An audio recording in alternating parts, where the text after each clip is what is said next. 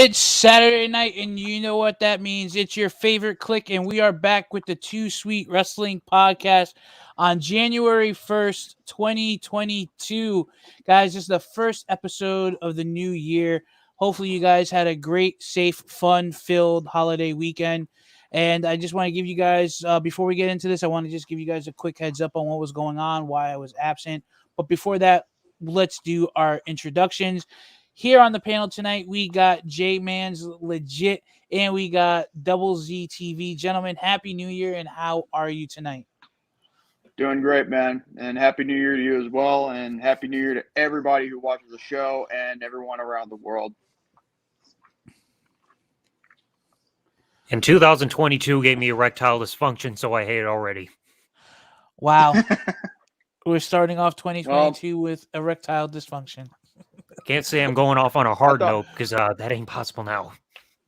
At least it's not an inbred, kind of, Fuck. Yeah, right? But either way, this is the first episode of 2022. We've had a lot of streams from various channels that have already done their final streams for this, for 2021. Now we're moving on to the next year right now, 2022, and the first wrestling event that will be taking place in just an hour for pre-show, but the main show will be at 8 o'clock, will be none other than WWE Day 1. Yes, we have a lot to talk about in this video. Day 1, go talk about some other stuff that happened in the wrestling world over the last couple of weeks. First things first, I do want to apologize for being absent away from YouTube. I had some stuff going on. With the holiday season, working retail sucks. So it was very busy at work. I also was dealing with some health stuff. I got sick. I was also dealing with cable and internet provider issues, so I was not able to be consistent with the uploads, with the streams and things like that. I do apologize for those of you that were looking forward to the NXT live reactions. I was really upset that I didn't get to do the Johnny Gargano farewell NXT live reaction. Also, the last episode of the podcast for 2021. Do apologize for being absent on that. But we are going to start off the year with a bang. So let's get right into it. WWE Day 1. Guys, overall, what are your thoughts going into this pay-per-view? Well, obviously they're doing this to be the first pay-per-view of the new year for a reason. So they want to start with a bang themselves. So I think it might be a good pay-per-view, but the thing is, it probably might have some unexpected outcomes that might lead to the Royal Rumble and then henceforth to WrestleMania, as we are now down the road to WrestleMania 38, I believe. Zach? This might be a good event, but I don't know. I honestly don't even know what to think of this show. I mean, I'm looking at the card and some matches seem promising, some don't. The only weird thing I find with all this is just the name of the pay-per-view. It's if it were me, I would have just named it New Year's Revolution, bring back that name, even though reality, New Year's Revolution wasn't really that good back in the day. But it probably would have been a more fitting name just for this event rather than something generic like Day 1. Yeah, right. Well, New Year's Revolution, for the first two, they did have good Elimination Chamber matches. Yeah, and then 2007, the only thing you really remember them for was the DX tag match and Cena ending Umaga's undefeated streak. And also Triple H tearing his quad again. Yeah. I forget that. Did that happen at New Year's Revolution? I thought that happened at the Yeah, in 2007. Was that the match with the Spirit Squad, right? No, that was the match with Rated RKO for the World Tag Team titles. Oh, yeah. The X faced the Spirit Squad back at Vengeance in 2006. It cost Triple H 7 months, including him missing WrestleMania 23. Oh, yeah, that's right. Yeah, and then he wouldn't come back till SummerSlam when he beat King Booker. Which I think, which is, sadly was Booker's last match with the WWE before he departed for TNA. Actually, no. I think his last match was the next night because I know he faced Cena right before he left. Oh. So it was right about there.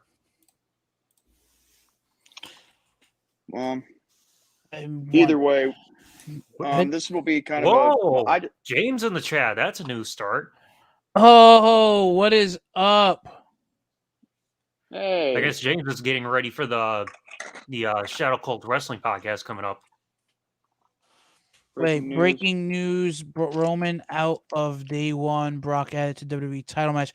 See, I was wondering what was gonna happen because I know that they pulled him and a couple of other wrestlers from Sunday at the show at the Garden, because of there being I want to say a surge in COVID outbreak, especially being in New York, and then on top of that, I know some of the wrestlers had tested positive. And then some of the other talent was awaiting their COVID test results.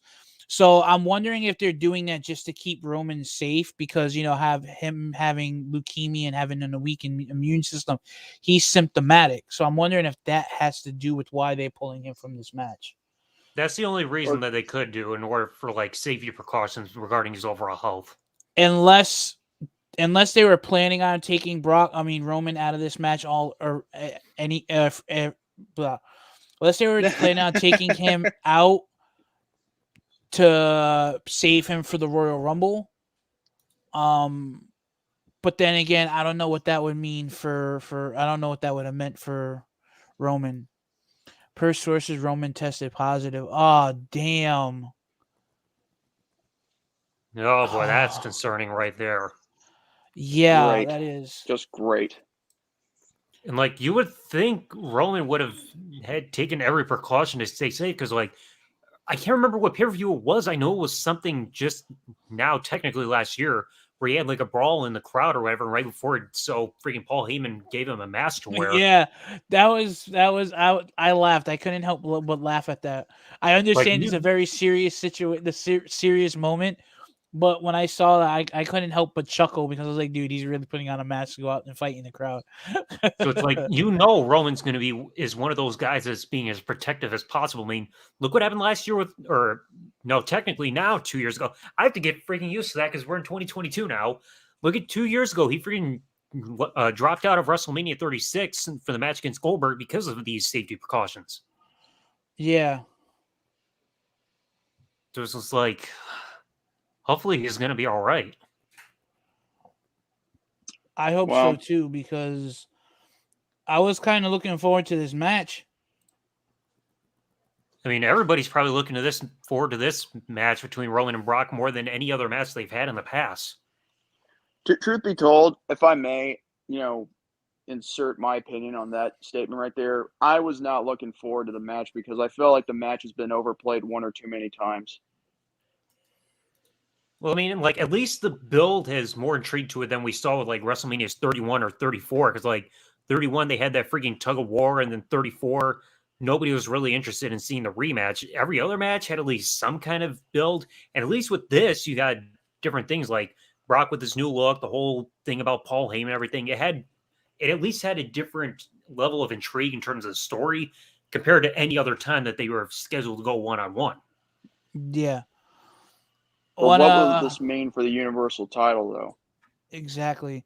I want to give a quick shout out to the chat. We got Lauren, Nick, Miguel, Killer Demon. We have Shield of Ballycastle, James, as well as I believe Brandon is still in here as well. Yeah, I know he is prepping for his stream in a little bit.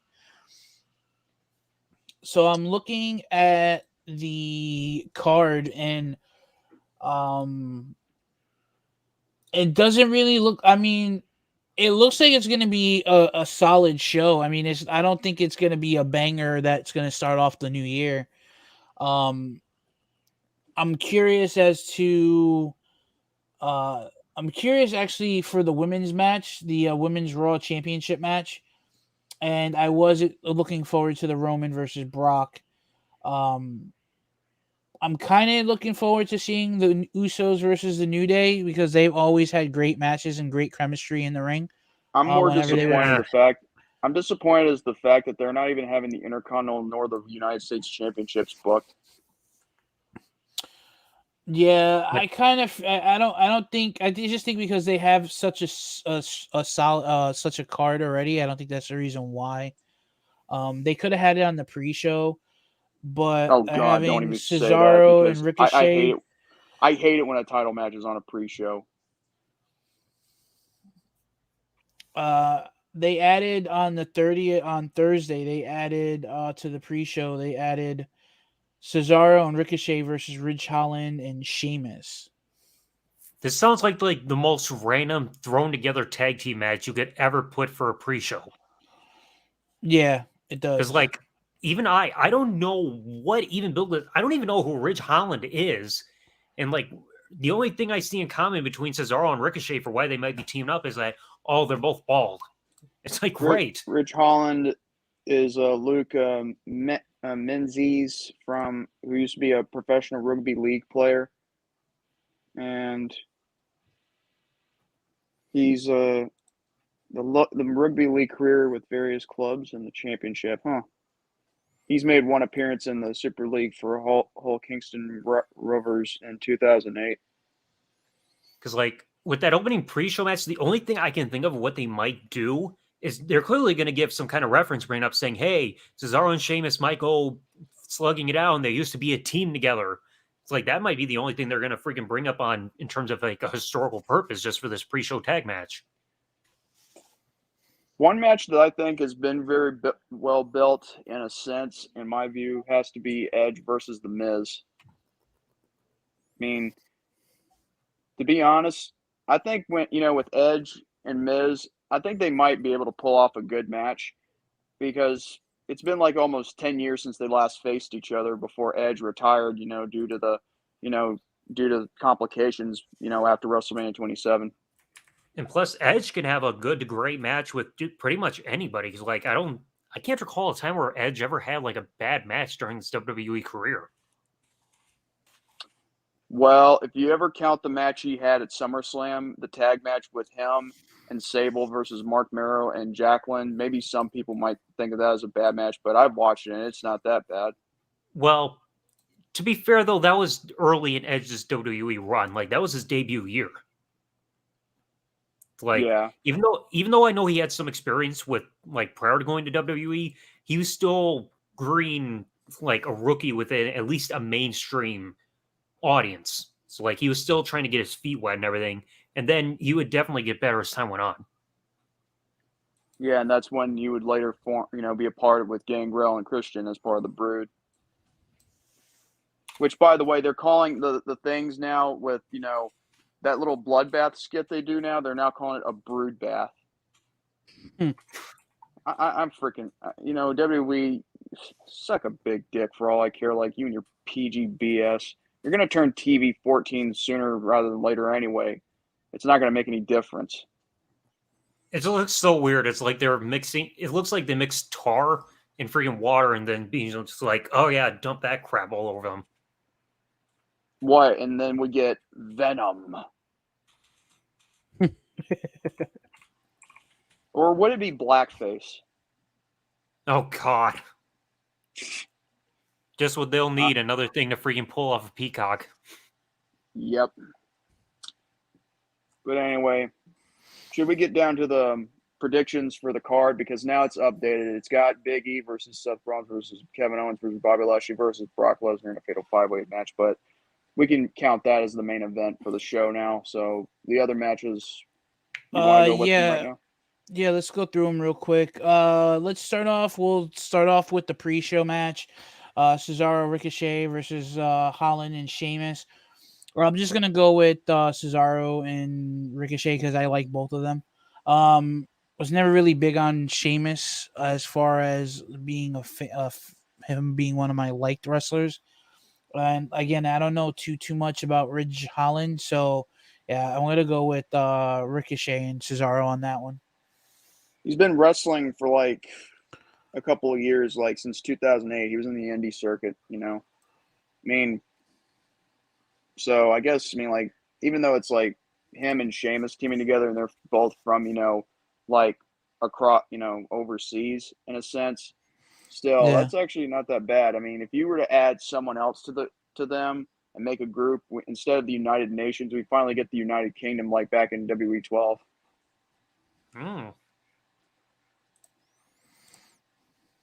But who I pick for this match, just to be opposite to you. No offense. I'll go with Holland and Sheamus to see what happens. Okay. And then there is Zachary. Zachary Banks. I think I gotta go with Cesaro Ricochet. Like I said, this just feels like the most random thrown together tag match. Like they're just doing this just for the sake of trying to give the crowd something to get hyped about before the main show happens.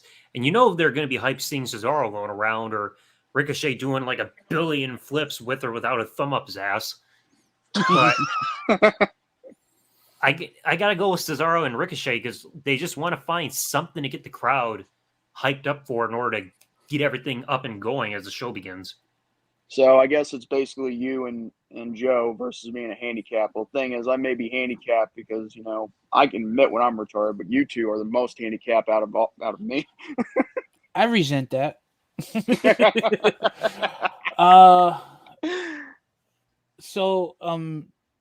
Okay, so with the next match, we're gonna go with the Raw Tag Team Championship match. It is going to be RK Bro versus the Street Profits. Now, this I would normally go with RK Bro because of my boy Riddle, but tonight I'm going with my boys the Street Profits because I'm all about that smoke. So I'm hoping that they win the Raw Tag Team titles tonight. But then again, they might wait until a bigger pay-per-view if they're going to have RK Bro drop the titles. So who knows? But that's my prediction. I'm going to have to go with the Street Profits as well, but I want to see. But the thing is, the reason why I say the Street Profits are going to win is because something's going to happen, and the thing is, I don't want, Randy Orton to turn heel. I want Riddle to turn heel on Orton. That'd be interesting to see. I want to see Riddle flip the script. We got Fernando in the chat. What's up, brother? Happy New Year, my friend. Hey, Spectral MK, how you doing, man? What up, Spectral? Happy New Year's, fellas. Don't know if you guys heard, but we were told by a credible source that sources are saying that Roman was pulled from day one and Brock was added to the WWE Championship match. And it just got more complicated because now we don't even know who could win that match. I wonder if you know who is live. I'm not gonna mention his name. I'm just gonna go check. Anyway, go ahead, Zach. Hold on, JC, who do you mean by who? Do I really need to say it? Yeah, I'm trying to figure out who you're referring to. Can you just put it in the private chat? Yeah, I'll put it in the private chat.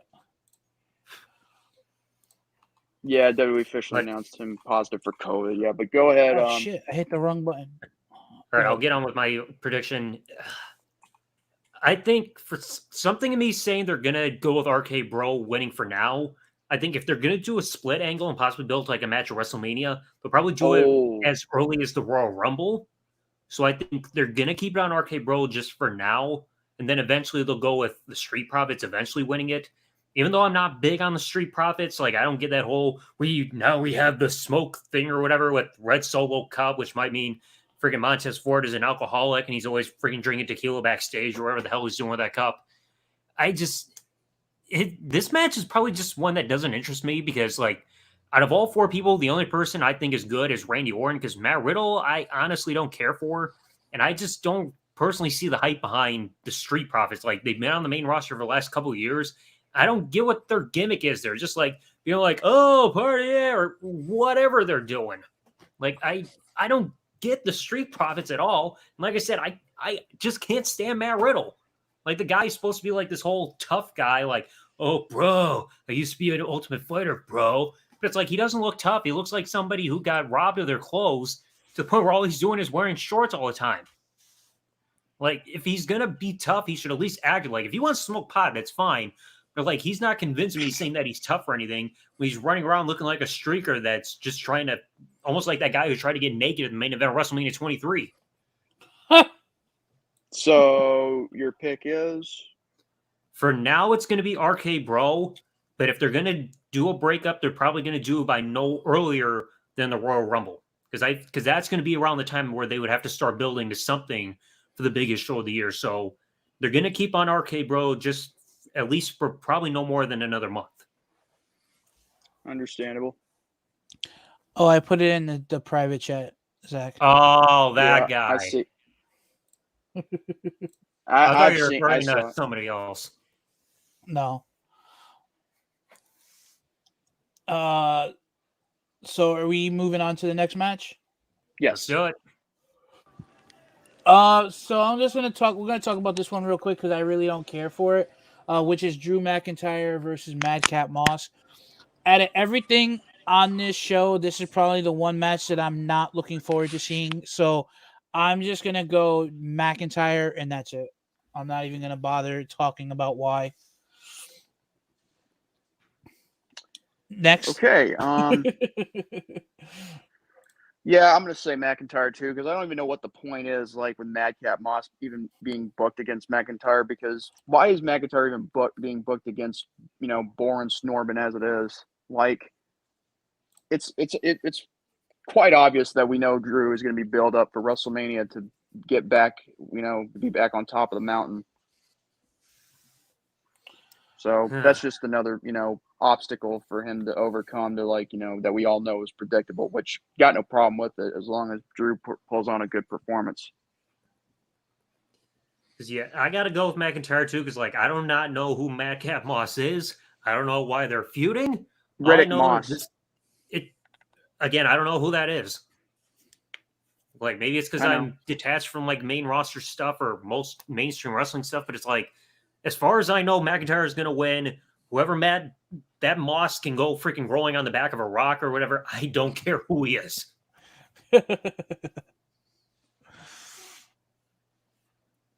So you pick a McIntyre? So I Yes, guess Drew McIntyre. So okay, so we all agreed on McIntyre. Okay, cool. Yay, we agree on something. Yay. Yep. So we're gonna go into the next match. I'm gonna pick this one is Edge versus The Miz. I've only watched the highlights on YouTube over the last couple of weeks. I know there was a segment on Raw a couple of weeks back where Edge came out and was talking, and The Miz came out, interrupted him, talking about how he wasn't mentioned and how he's not even on and having a match on Raw, things like that. And then verbally went in at Edge. Edge talked about how he's living rent free in other people's heads on other shows, kind of making a jab at AEW from the Rampage the week before. So I'm pretty much. I know that this has been an ongoing feud. I know there was a little rift between him and Maurice, which was a setup to bum rush Edge. So, to me, if I had to pick somebody, I would say this is gonna probably go. This will probably be one of many matches that we're gonna see over the next couple of months. I'll probably say The Miz. Picking up the win. I have a feeling by WrestleMania it's probably going to be The Miz and Maurice versus Edge and Beth. I'm just predicting that now. But for this match, I'm going to say The Miz. But if Edge wins, I won't be disappointed. Personally, it doesn't matter who wins, but I think I'd rather see one of them be get pushed to WrestleMania, as in maybe in another singles match, maybe in a world title picture, because we know these two can actually pull it off. They're both former world champions. They actually know how to make a good match, and some of them may disagree because of the Miz's work ethic. Well, the thing is, at least he's been in the company for a long time. As long as guys like Kofi Kingston, Dolph Ziggler, and so on and so forth. So yeah, the Miz has stayed long enough, and anyone who says he's a bad wrestler is out of their mind. I think he's a good wrestler, just not a great one. See, before we continue, see the thing with the thing that I like about the Miz was that nobody wanted him there. Even on the microphone, nobody wanted him there. And he went from hosting stuff and backstage interviews and stuff like that to being an in-ring competitor. If you go back and you take 2000 and was it 2003, 2004 Miz or 2000 even 2004. 2004, 2005 Miz, compare him to 2020, 2021, 2022 Miz, I would have to say you're going to look at two different people. Um the Miz wrestles and he's everything a wrestler should be. And the reason why I say that is because he wrestles, then he goes and he promotes the WWE, he advertises the WWE, he goes on to other shows and he's advertising WWE, and he's kind of what Hogan used to do back in the day when he would all go off and do his movies and He's stuff like like their that. spokesperson. Yeah, like a spokesperson. So I respect the Miz for that. I respect the Miz for staying with the WWE, being so loyal. I think Miz is going to be one of those guys that will never leave the WWE because the WWE gave him that break and gave him that outlet to showcase not only being a must-see wrestler but a must-see entertainer. Yeah, he might not have, the big high blockbuster movie roles, but everyone had to start somewhere. And his some of his movies were actually pretty decent. You know what I mean? He did a movie with Paige. It was a Christmas movie. It was actually, if you were watching it with your kids, it was a good movie. But if you're sitting down watching it by yourself, you're gonna be like, this movie sucks. But that's the thing, is like, that's what I like about the Miz, is that he's everywhere, Dancing with the Stars. He did he went back to MTV not too long ago, I think, and he did the Real World Road Rules challenge, where he was hosting it. uh he did, like, again, so he did those two. I think there was another show he did, he was on. Can't remember what the show it was, but we're sidetracked. Um, like Jay, like you were saying, is like, he's not the greatest wrestler by any means. He's not the caliber of like a Jericho or a CM Punk or any of those guys. Um, But he is, but he but he is wrestles. very good at doing his job. I'll Yeah, give him credit for that. he can at the flick of a switch, he can get you to love him. At the flip of another switch, he can get you to hate him. And as a heel, if you have people cheering for you and everything, and then you also have people hating your guts on the other side of that same coin, you're doing your job. The heels aren't meant to be fan favorites, but the thing is, at the end of the day, it's been going on for years. Fans are going to like who they're going to like, regardless if they're good guys or bad guys. So, I mean, case in point, look at Roman Reigns. He's the hottest freaking thing in wrestling right now. I don't care what anyone says. But, um, but again, like I said, is that you compare the wrestler, the Miz now to the Miz then. It's two different people. Oh And yeah. I love the fact, and this is the thing, I love the fact that in all his years of wrestling, the Miz has never, ever, ever had a legitimate injury Well, because he works safe. except for that little ACL injury he had last year. Yeah. Outside of that, which they turned it into a storyline too, which was kind of funny. Um, but at the end of the day, you have these guys that go out there and they're wrestling and they're getting hurt consistently. And that's the thing. Like, he goes out there, he's wrestling consistently. There's wrestlers out there that are going out there and they're getting hurt just by getting into the ring. You know, being over dramatic, but you know, compared to the Miz is that he's going out there, he's wrestling, he's being safe. He knows when to push the envelope, and then he knows when not to push the envelope.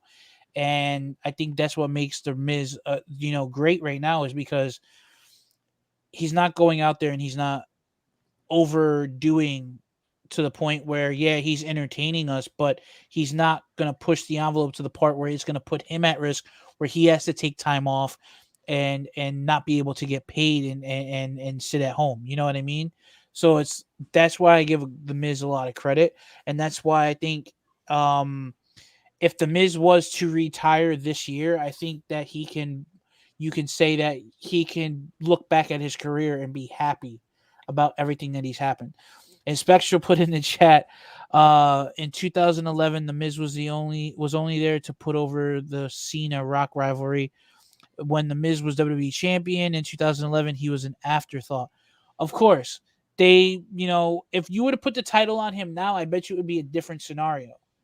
Because there's They tried nobody. last year, but the thing was they rushed it too soon for him to have it, ended. After Yeah, 8 days of holding the title, he loses it to Bobby Lashley, which I think he should have lost it to him on like Fastlane or maybe to WrestleMania. yeah.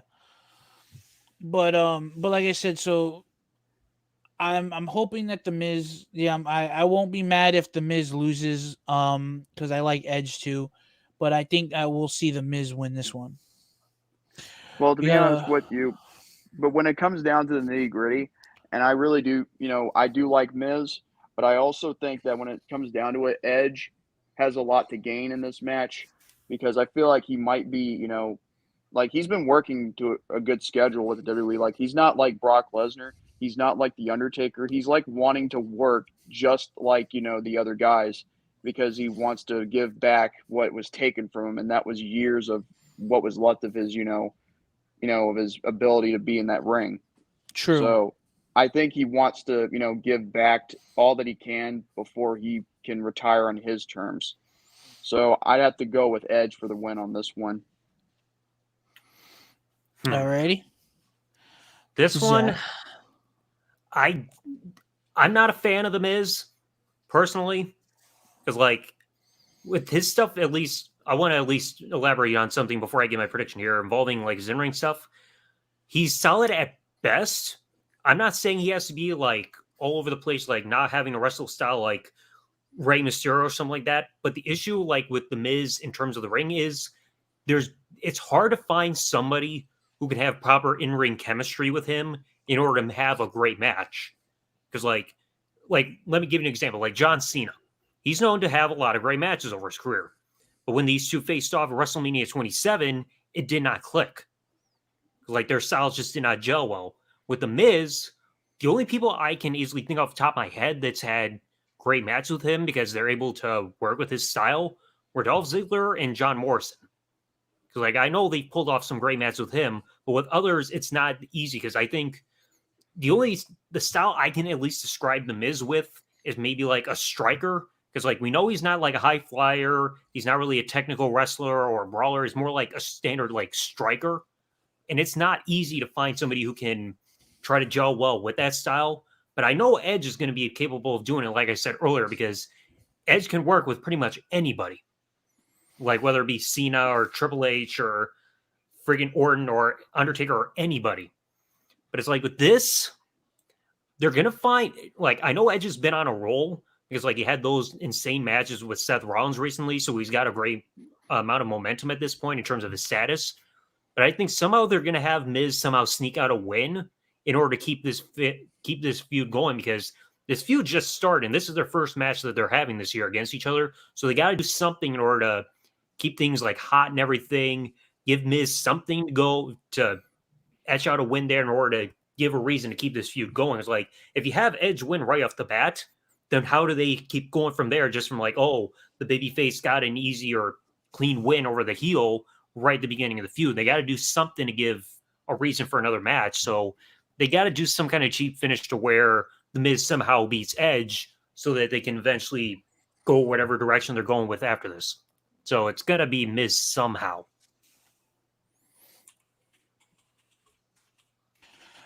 Yeah, I agree. I agree with you. There's both sides can benefit from picking up the win. Yeah, but I just feel like if they're gonna stretch out this feud to possibly WrestleMania, like you predicted, they have to do something to where in storyline they have a reason to have another match. And it seems like if they do a cheap finish, like to where the Miz cheats to win, because we know he does that like in just about every pay-per-view match he's had lately as a heel, whenever like he wins a match, they can do that to where, hey, the Miz cheated, Edge wants his redemption, and then go on there, maybe like the Royal Rumble or whatever the February pay-per-view is, and then still find another way to still extend that to WrestleMania. So that's like the scenario I can at least picture. Either way, this match could go either way. So, but agreed. Let's move on to the next one. The next one we will do the tag team match for the SmackDown tag team titles, the Usos versus the New Day.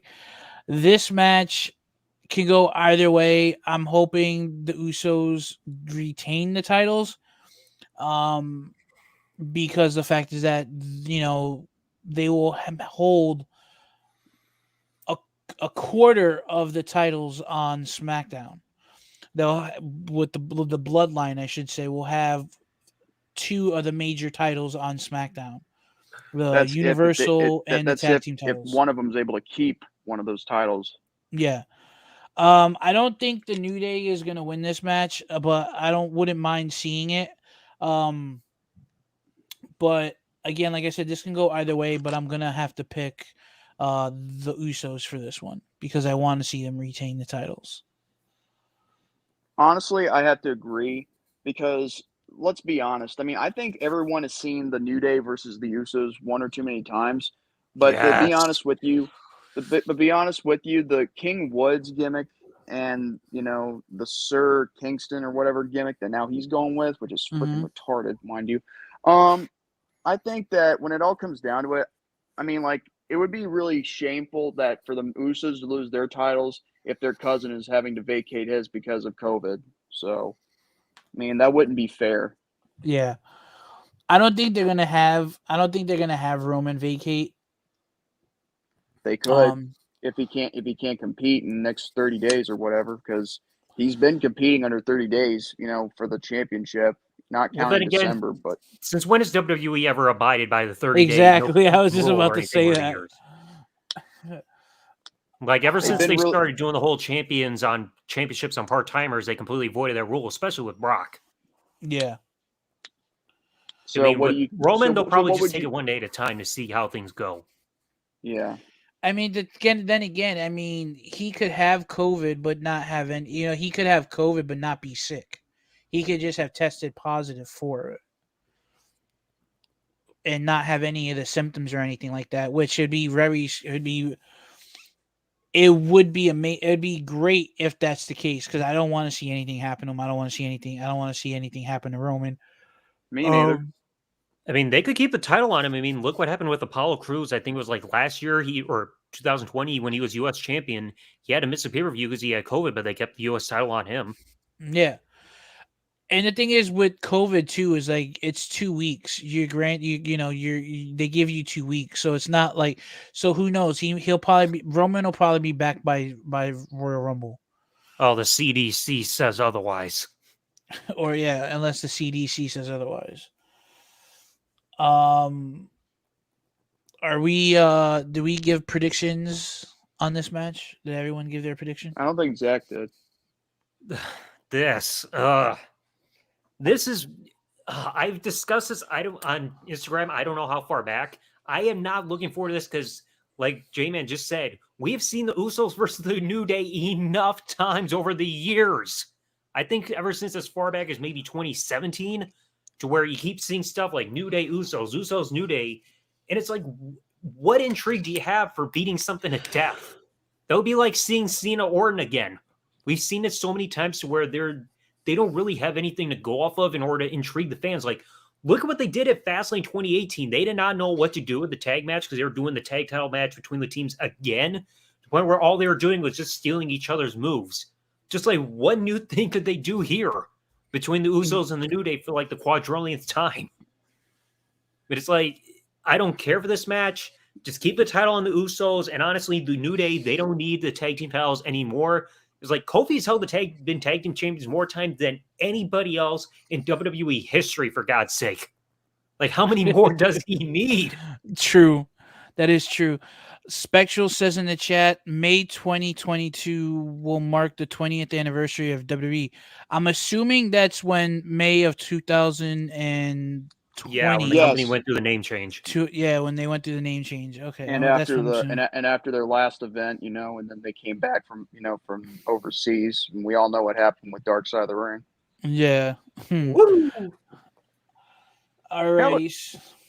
But that's another thing we all agree on in the tag match. Yay! Yay! We agree on something. Again. Woohoo! So the next match will be for the Raw Women's Championship, Becky Lynch versus Liv Morgan. As much as I love Becky,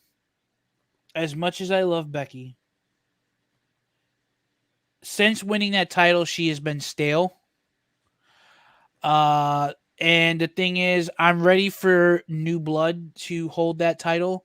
And I've been wanting to see Liv get her moment in the sun. So I'm going with Liv Morgan because she has proven herself over and over again. She has come close countless of times and has gotten the shit end of the stick. And she may not be the best wrestler on the roster, but I'm guaranteed, I'll say this until I'm blue in the face. She's definitely better than Nikki Cross. Just saying. True. So, my pick for this match is Liv Morgan. I'm gonna have to say Liv Morgan as well because I want to see, like you, I want to see new blood, to hold that belt as well. And the thing is, Liv Morgan, she's put in a lot of hard work too since her time with the freaking, Riot Squad. And we know how the other two ended up. One of them gets released, the other gets released. I think it was probably through the spring cleaning process. I think, and we know Ruby Soho now she's with AEW, but with Liv Morgan, she was already on a roll before she reunited with Ruby Riot. So, I mean, truth be told, Liv, it's her time to shine and her moment to actually have her, a memorable moment that'll last for a lifetime. And what better way to do that on the first show of 2022, on the very first day of 2022? So I'm going to say Liv Morgan.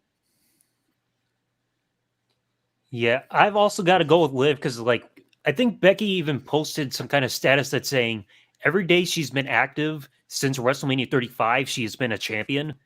So that's over 500 days and everything, which is Jesus Christ. But it's with Liv, I'm glad they're actually doing a consistent push with her because they cut that last push she had short right around the end. I think it was 2018 or whatever when she was trying to get in that feud or whatever, with Rusev, Lashley, and Lana and all that. No, it was 2019. 2018, 2019, whatever the hell. It was 2019. I remember it. Well, I'm trying not to remember it because of how bad that time period was with that booking. But yeah, I agree, but still. At least now they're going with the consistent push because I remember Heyman was back when he was overseeing stuff I think on Raw or whenever back at the time, he was advocating for Liv to get a push, but then when he got removed from his position, all of a sudden her push dropped and then all of a sudden she was back to teaming with Ruby Riot. So it's now they're finally doing something consistent and it is time for somebody else to get a moment because there's way too much focus on the four women of the four horsewomen because very rarely does anybody outside of Becky Lynch, Sasha Banks, Bayley, or especially Charlotte frickin' Flair ever get a time to shine because there's so much focus on those four women, especially Charlotte of all frickin' people. So, please give us something new. Liv should have her moment. Well, the thing with Charlotte is they were giving us something new, and then she up and left her, asked for her release. So we're gonna get into that topic after we finish the predictions. Oh yeah, but you know what I think? You know what it reminds me of when it comes down to the four horsewomen? They're kind of relatable and a little bit identical to the Clique when it came down to them, taking advantage of certain things behind the scenes and actually having the main event spotlight put on them. Just with with Diesel, Razor Ramon, 1, 2, 3 Kid, Shawn Michaels, and Hunter Hearst Helmsley. We got the same thing with these 4 ladies, except even though Bailey's been on the shelf for like quite some time, but that just goes without saying. Just saying 3,000. Liv Morgan is a terrible wrestler and talker and should not be champion. Nobody's saying Well, that nobody's That gonna, didn't stop them force from you to making like Great her. Khali the World Heavyweight Champion in 2007.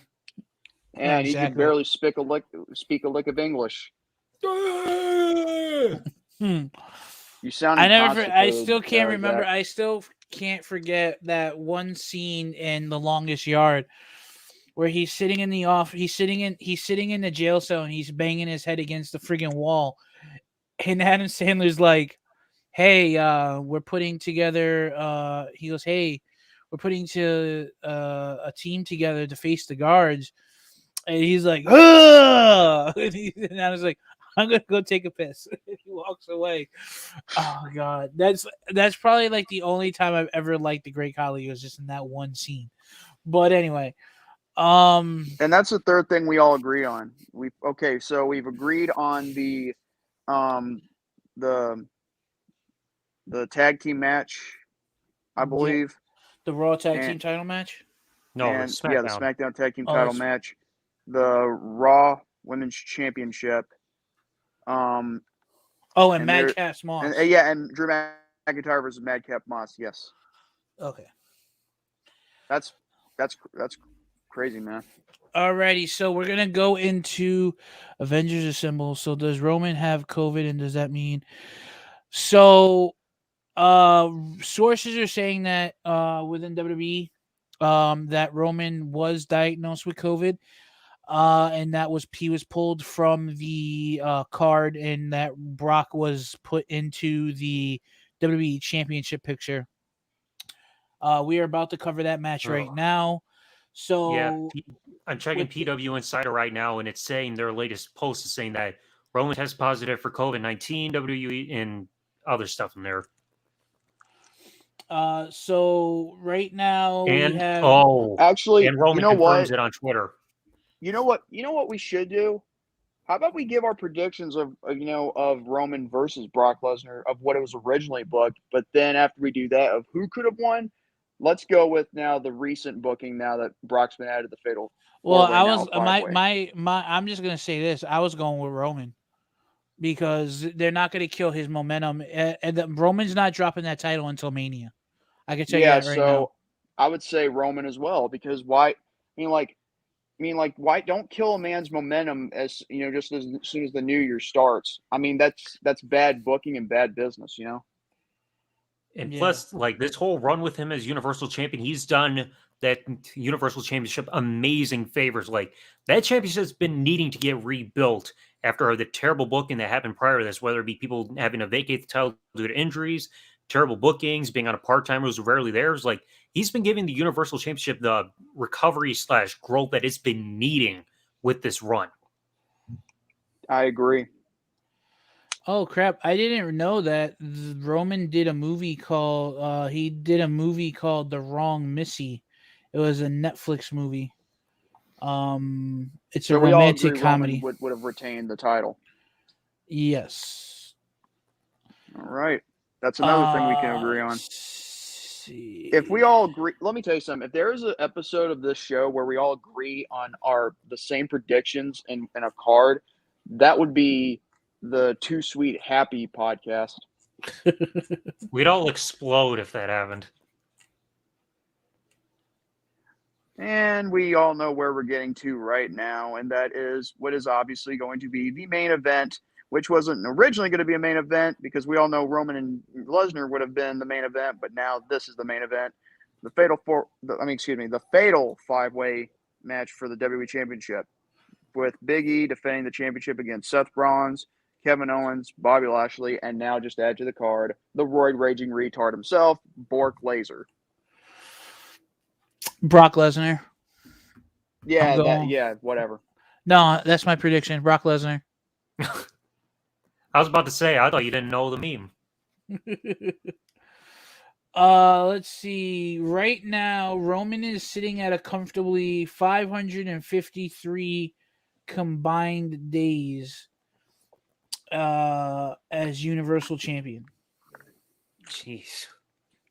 I'll tell you one thing though, he is Brock going to beat that Lesnar record. holds the record right now at 686 days. Well, Wait. actually, No. The first reign he did, it was 503. Yeah, but he's talking about combined like reigns together. Yeah, right now they're combined because they don't show them.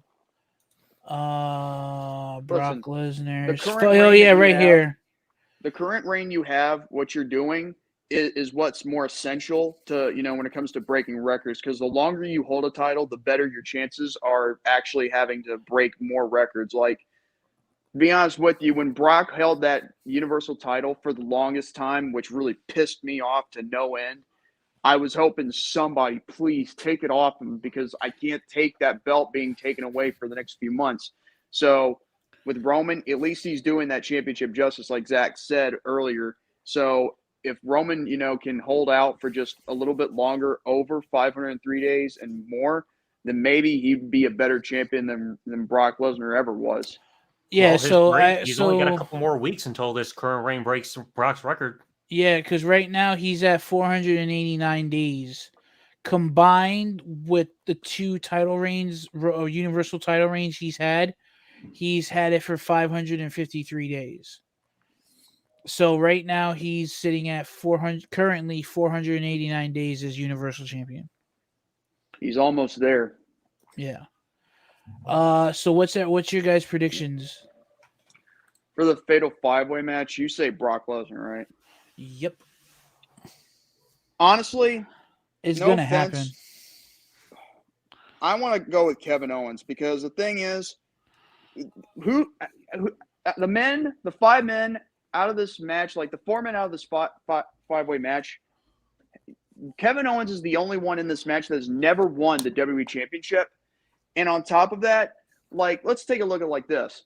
Big E, he's been the champion for quite some time, but guess what they've done with his booking? They've done, sure, they can book him, in good matches, but giving him proper storytelling is a whole different feature. They haven't been really putting him in a good, in a good schedule or a good, like rivalry with anybody. Seth Rollins would have been good if it was just one-on-one between them. But because you're adding Kevin Owens in the mix, and then you're doing with Bobby Lashley, and now because of this happening, because of the last-minute change with Roman getting COVID and Brock's now added to the WWE title match, sure, the chances of actually seeing who could win is, really highly unlikely that we could see a new champion. I can tell you right now, but going into this match, up until today, if we were talking about this last night, I could tell you right now, the shoo-in would have probably have been Kevin Owens walking out with that title.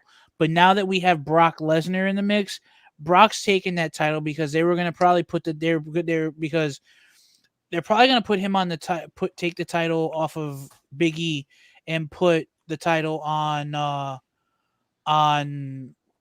Brock, because they're going to want to set up a big match for WrestleMania. But here's the thing though. Brock's going to take that title, and he's going to take it for another couple months. I can't stand it when they do that. But in my view, Kevin Owens just recently re-signed with the company. At least give him something for his loyalty for the company. So I would say give him the title, let him run with it till Mania, and then drop it to somebody, okay? As long as they do it correctly. But that's what I'm going with, because Kevin Owens, he's busted his rear end for the last couple of years for that company. Sure, his last world title reign was a flop because, again, bad booking decisions. But I think it's good time for him to actually be a world champion now, and especially on a stage like this. And plus, like I just said, out of these 5 men, Kevin Owens is the only one in this match that has never won that title. So I'd rather go with some. Lashley was. I'm thinking that I was thinking of that. I had a fucking mind fart. Because I was gonna say, I was like, wait a minute, no, Lashley was never Universal Champion. And Big E was never Universal Champion. I think I forgot. Nope, we're talking about the WWE Championship. My fuck up. But it's like I all fine. said, like I said, it's gonna be. Don't get me wrong. I won't be. I won't be upset if if KO walks out with the title, because, like you said, I agree with everything you said. He has busted his ass, and every time he gets up remotely close to the title, something else is coming up, or they're deterring him somewhere else. So don't get so if he walks out with the championship, I'll be happy. But I'm honestly, my money's on Brock, because they're not gonna put Brock into this match and then not do anything with him. You know what I mean? They're not gonna do any. They're not gonna put him in that match just not to do anything with him. You know what I mean? Something's gonna happen, and he's walking out with that title. I hope it doesn't happen, but the thing is, I mean, I can understand where you're coming from. Sure, don't let Brock, set a night out, because he's already booked, to compete tonight. So you can't take that away from him. I mean, he's contracted to wrestle tonight, because if he doesn't, then he's in breach of contract, and then we'll know what that will happen. It'll be lawsuits, No, he won't get in breach of contract, because Vince would have probably let him slide, because Brock got paid regardless. The only reason why they probably put him in this match is because of the people that are coming to the show tonight to see Brock. That's the only real reason why he put him in the match. I don't think Vince would have any qualms with sitting Brock on the sideline. But again, well, let me tell you with people something. Paying to see Brock and Roman, they have to at least give them Vince, one of the two. But for Vince, Brock is, a cash cow to him. Yeah. And I'll admit that Brock can be a draw, but the thing is, I just don't like that way how he has to, be away for a few months, and then, nothing happens except when he's around, and then things start shaking up. Like, if he were to stay, be only a part of the televised events, on a weekly basis, and even if he competes on a monthly basis, I would feel more happier with that. Yeah. Avengers Assemble says Heyman helps Lesnar win match. That could be a possibility. And then we have Brock versus Roman at Mania. That could happen. Either way, this match could go either way, but still, I think, in my view, I'm going for Kevin Owens to win.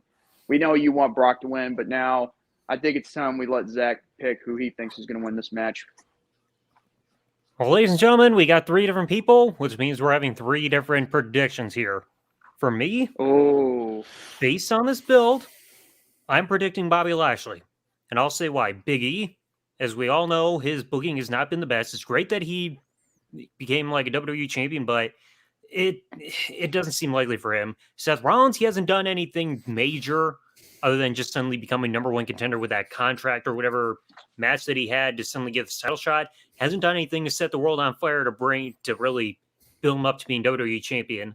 Kevin Owens, I don't see it happening yet. And Brock, I don't see him winning the title, mainly because I can't recall a time where outside of maybe the triple threat from Survivor Series 99, where somebody's just randomly added to a match and then they're suddenly win the title, or maybe since Unforgiven 2008 when Jericho was in the world title match in the championship scramble. Like, you never really see that often somebody just getting randomly thrown to a match because of whatever reason and then still winning the championship. So it's correct me if I'm wrong, Zach. Correct me if I'm wrong, but didn't they add him immediately because they didn't put him on the card? They just immediately added him in there, and they never told anyone until the match between Rock and Triple H was happening, and then Big Show was immediately added in before the bell rang. Well, then we also had the whole thing of WWE doing false advertising because people went to freaking Survivor Series to see Stone Cold wrestle, but then they ran him down even though they know he wasn't going to be able to compete, and there was false advertising crap. But it's I think they did that spot though with running Austin over because they knew he was hurt, and they didn't. Yeah, but they still had him advertised for the main event, even though they knew he was hurt. So it was still pointless advertising anyway. I think that was kind of a risky move for them to do that, especially with him having to need and require neck surgery too. It's just because they're throwing Brock into this match just to make sure he still has a match, I don't see him winning the title, because like who knows what plans they have for the WWE Championship going into WrestleMania, and they would kind of deter things if they just suddenly threw it on a Brock while he was trying to get into this whole feud with the Universal Championship. But I see Bobby Lashley more winning this because of the build they've had, to where he's had to go through hell in order just to become like part of this match to begin with, having multiple matches on Raw and everything to earn his shot. So it feels like they're trying to really book him strong to eventually get this title, to win the title. So my money's on Bobby Lashley for this one. Avengers Assemble. Any chance Big E still retains? I Yeah. honestly, at this point right now, I don't see Big E retaining it. I've lost all hope for Big E. I'm sorry to say that. The thing is, it's good that he became champion, but the thing is, it's a matter of how you book the guy and make him look good. Okay? And ever since he won the title, he has not been looking good. Okay? It's been looking grim. I mean, and if anybody thinks that I'm being prejudiced, then sue me. I don't care, because I just hate it when someone that has great potential and great buildup is being squandered.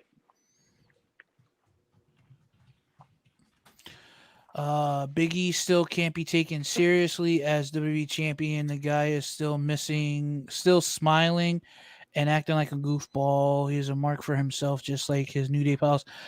I agree. I think Big E definitely needs to stop the whole New Day thing. He needs to be more like how he was down in NXT. And I've been saying this for months. I agree. But I don't think WWE is going to do that, because they see Big E as of right now is not a cash cow, but they see him as a way to move merchandise. So and plus, here's the thing: they're trying to make him an inspiration for the kids. So here's the thing: what kind of an inspiration for the kids is when you're in a promo battle with Drew McIntyre and you're talking about your nipples for some reason? Yeah. Like, Nick at says least I all don't- three I- members of the New Day, at least in terms of look, Big E has a bit more marketable look because he's more built, a bit more like a bodybuilder compared to like Kofi and Xavier. But like that whole New Day like stuff, like with his personality, that's not going to get people to believe he's a main eventer. They're just going to look at him like a goofball. That's not how you present him, your main event guy. That's going to lower attendances too. Nobody wants to see you like when you're world champion. Okay, if you're going to be someone who's had fun for a long time with a gimmick that everyone gotten used to, that's fine. Even if it's for a month, and if you can somehow pull it off. But because Big E has this gimmick, and he was only given this gimmick because, they needed, him, Xavier, and Kofi to keep, something going, try and bring something fresh to the product. But now that he's no longer with the New Day, why not just go back to the style he was when he was the NXT champion or the Intercontinental champion? I mean, I would go with that route. But because of, this little, strategy, I'm sorry. I mean, like, you can't just, like a character for their goofy native, type of, character and expect to like take it seriously off the bat because they win a championship with a briefcase. It's like they got to do something to phase it out, because Big E's going through the same problem that Roman had with the Shield. As soon as he had to break away from a group, he's still maintaining elements of the character he had in the group, and that's why Roman failed to get over after the Shield broke up. He still had the same look. At Dean Ambrose. Still had the entrance music and everything. Now you look at Big E, yeah, he got away from the entrance music, but he's still keeping too many elements of the New Day thing for people to realize he has his own identity. You can look at Big E, you think New Day. You looked at Roman when the Shield broke up, you still thought of the Shield. You didn't have anything to differentiate himself from his past gimmick. And it's hard for him to branch out on his own if you still keep going back to what people remember him for the most. Look at Dean Ambrose and then Seth Rollins. When Seth Rollins had betrayed, both Ambrose and Reigns, guess what happened? Seth Rollins immediately got a new song change and a new, Titantron and all that stuff and a new ring gear. Then after Roman and Ambrose had to part ways, because after all, it's every man for himself, right? Well, Ambrose looked at him. He immediately got himself a theme song change, and he decided, instead of, the original ring gear he would wear, he decided let's do, like pants and a shirt, or a tank top, because, I mean, like, let's be honest, nobody, would do that every now and then. because you don't normally think a modern guy with some hand tape and a tank top and a freaking, pair of Wrangler real comfortable jeans pants could be world championship material, but at least, he can make it look Street Fighter, quality. And then Roman, the only thing out of Roman was the fact that he still had those elements of the Shield, and that's what really downplays it. Big E is the same way. Sure, he doesn't have the song, but there's still elements, that needs to be taken away from that character, and that's why we can't take him seriously as a world champion. I mean, at least I think I mentioned this one of the last podcast episodes we did. The only good thing I'll say about Big E now compared to maybe shortly after he came up to the main roster, he's at least shown that he's got a personality. Because I remember Hell in a Cell 2013. I'll agree with that. If you watch the Hell in a Cell 2013 kickoff, originally on the main card, he was supposed to go against Curtis Axel for the Intercontinental title. But instead, Curtis Axel had like an injury, so they had to go with Big E versus Dean Ambrose. But you look at the kickoff show for that pay-per-view, Big E was just like trying to go Dean Ambrose into having a match and defend the U.S. title. He was just telling Dean Ambrose, "Come on, fight me." It was like had no personality shown to be or even say anything to convince Dean Ambrose to freaking face him. He's just like, "Yeah, come on, what do you got to lose? Fight me, fight me." That's all he did. So like now he's showing more of a personality. That's like the only good growth that he's had. Yeah. Even though I don't want to hear him talk about his nipples anymore. Fuck that. I So, with that being said, guys, those were our WWE Day 1 predictions. I do want to talk about just two things that happened over the last week or two in the wrestling business, or the wrestling world, I should say. One of them being Kyle O'Reilly leaving the WWE and going over to AEW and siding with Adam Cole, the Bucks, and Bobby Fish to form the UE 2.0. So wait. Is that what they're no, called? that's not. That's UE? what it is pretty much. It's basically it's basically Undisputed Era 2.0. I thought the thing is, I thought that would have been, a little interesting if that was the name, but you really led me into that one.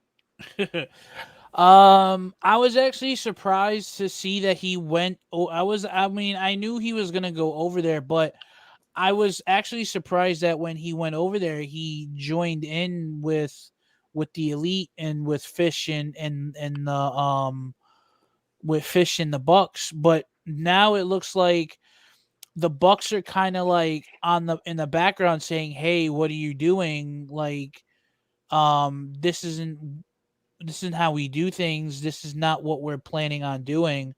And it's almost kind of like the Bullet Club all over again, where they're gonna pretty much jock for head lead of the group and what they're gonna do. So I was actually, like I said again, I'm actually surprised that he went over there to join them. And don't get me wrong, I'm gonna be if they wind up taking over there, I wouldn't be a tad bit surprised. I've always liked O'Reilly. I've always liked Fish. I didn't know too much of Adam Cole before WWE. So when he came over and and they formed the Undisputed Era, I was actually like, oh dude, this is gonna be, these guys are gonna be good. And they wound up running NXT for what, 2 years, 2.5 years, 3 years. So that was actually a shocker to me. So I'm curious to see what they're gonna do over in AEW together. Yeah, me personally, I hope they, have Roderick Strong there too, like in the near future. But then again, that's not going to happen anytime soon because he's still cruiserweight champion. But I will say though, it's a good thing that's that they're going to be beneficial, as their trio, whether it's Undisputed Era or UE 2.0 or the NWO 2.0, whatever you want to call it. Fact is, those three, started something that was like nearly a movement in NXT before they went into the Wednesday Night War, process. Yeah. So it's really, good that we're going to have, have somewhat of a reunion, even if it's not like how we want it. You Yeah. know? Zach, anything you want to add? Not really, because like I saw some pictures of Kyle O'Reilly being there. Good for him for jumping ship and being with his friends. Everything. I don't know what to expect with this. Like you're saying, UE 2.0 kind of reunion of sorts. All right. And then the last thing happened just a couple of days ago, and that is Toni Storm asking for her WWE release. Good or bad? In my mind, they were just starting to kind of do something with her as far as pushing her against Charlotte.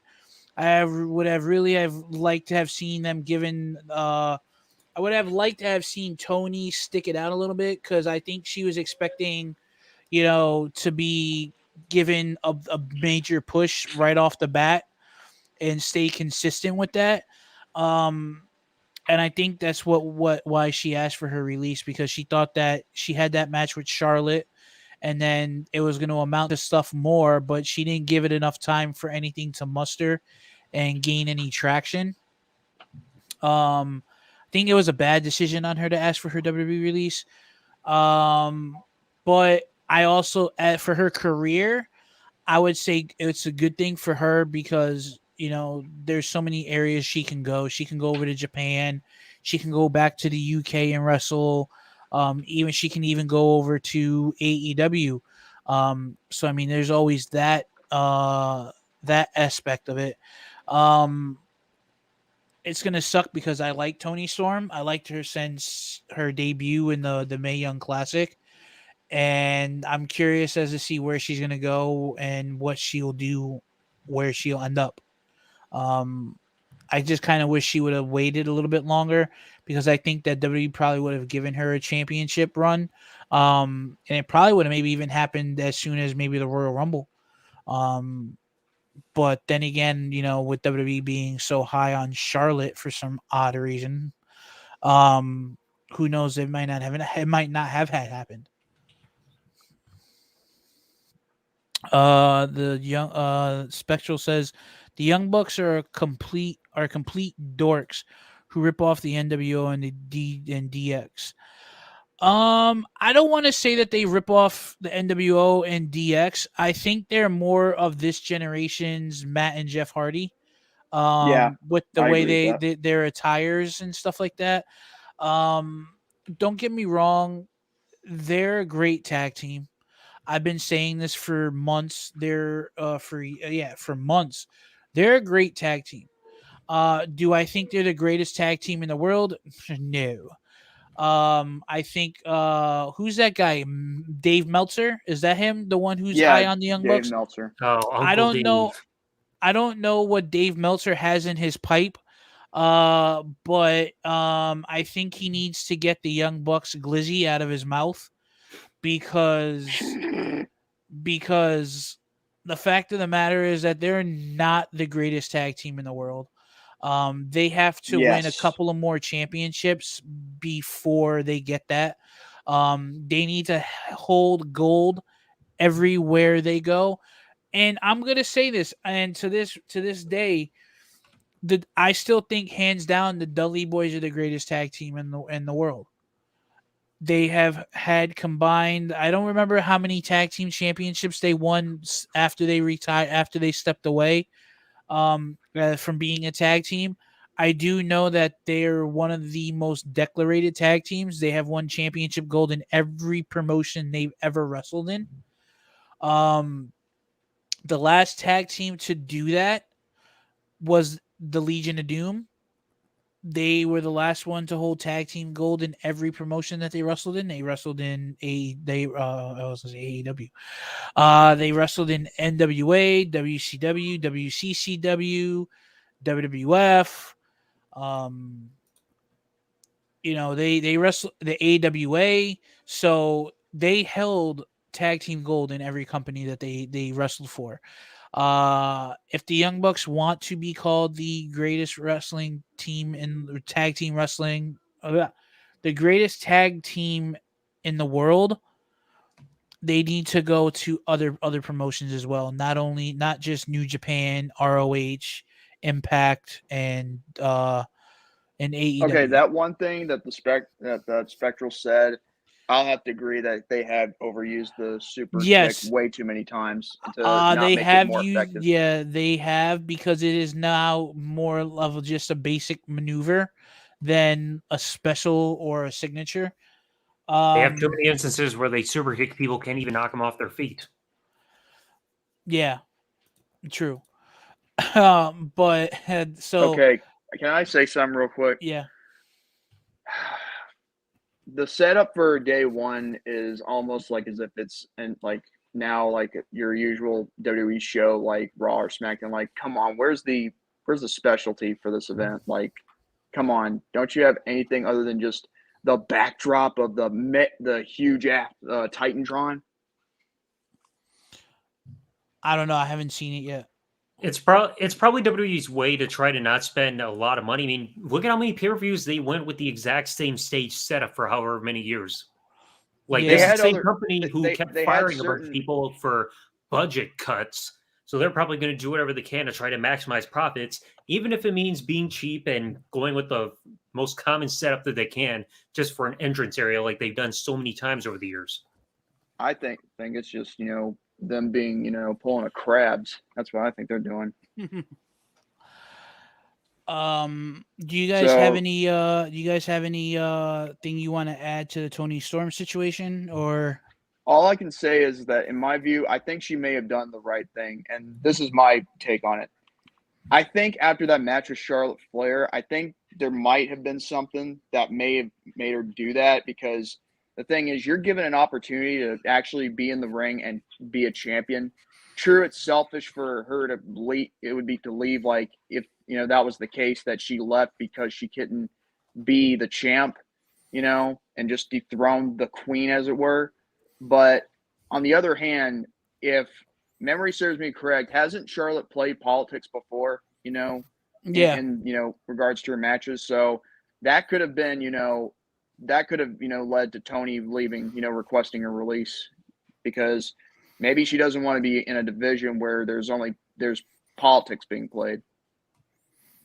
true. I just think she could have given it a little bit more. I don't know if, like you said, maybe there might have been something that happened backstage, because it does happen. But I kind of wish she would have given herself a little more time in the company to see what would have happened.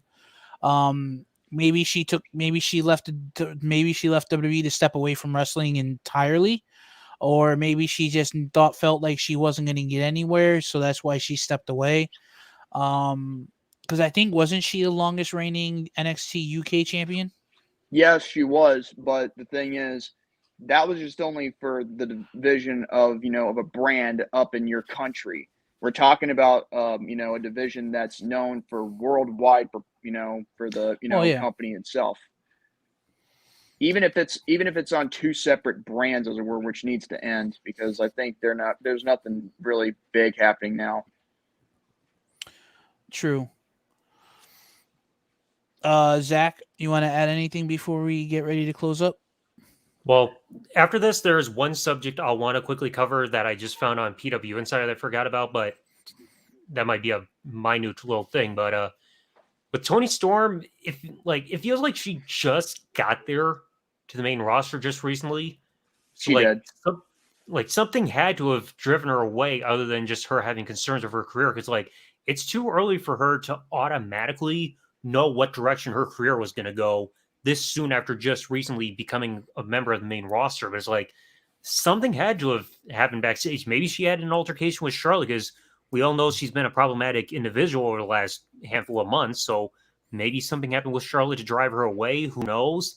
But something drastically had to have happened to make her come to this decision, because there's no way she could have predicted where her career is going to go this soon, in terms of how she's going to be on the main roster, to suddenly decide that she wanted out. Yeah.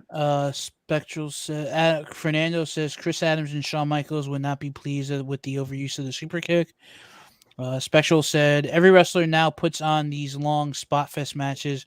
just to please Dave Meltzer, and the Young Bucks even have a move called the Meltzer Driver. Yeah, I heard about that. I find that, really obvious that they're actually sucking up the Meltzer for him overpraising their yeah, matches. they need to get Meltzer's glizzy out of their mouth. Anyway, But there's one subject I wanted to quickly cover before we ahead. close off. I just found this on PW Insider that I almost forgot about. And their headline says, Jackass Johnny Knoxville announces he's competing in the WWE Royal Rumble.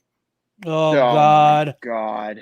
Like, I'm Johnny Knoxville, and welcome to Jackass.